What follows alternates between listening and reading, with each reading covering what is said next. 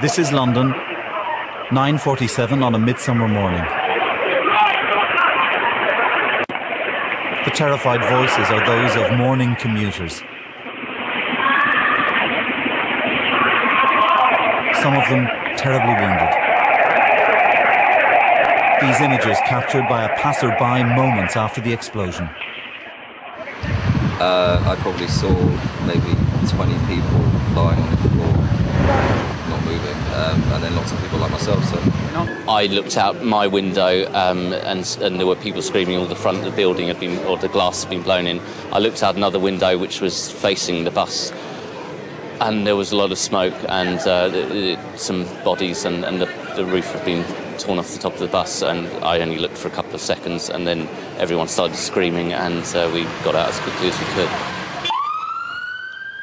The terrorists struck one of the city's most reassuring everyday symbols, a London bus, the number 30 from Hackney to Marble Arch. Those sitting upstairs took the full force of the devastating blast.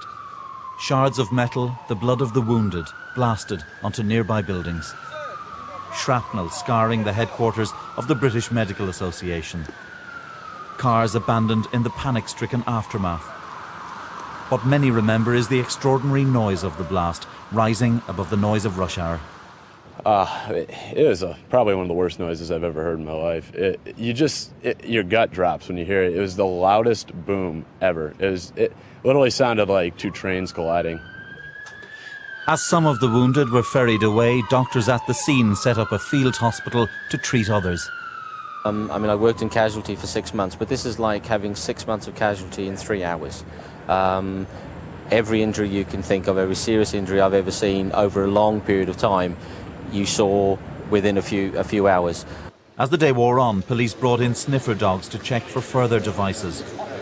They were followed by forensic experts, sifting slowly through the debris. After the terror, the hunt begins for clues as to who might be responsible. The police have moved their cordon forward several times. That underscores a central fact. There isn't just a sense of shock here, but one of continuing fear. That's certainly the feeling you get talking to people as they've been leaving the city this morning. That no matter how many warnings they've had, nothing could have prepared them for this. Tonight, one of the doctors who'd struggled to help the injured came back to the scene. Haunted forever, he told me, by the image of a young woman dying in a colleague's arms. I've seen so many dead people, but this is something. And then I thought, what the ordinary people will be thinking when I can feel the after effect of this carnage, what the ordinary people, lay people will feel about that. The attack on bus number 30 was an act of terror with one aim, to strike at the familiar, the routine, at what is secure in a city's life. Fergal Keane, BBC News, Tavistock Square.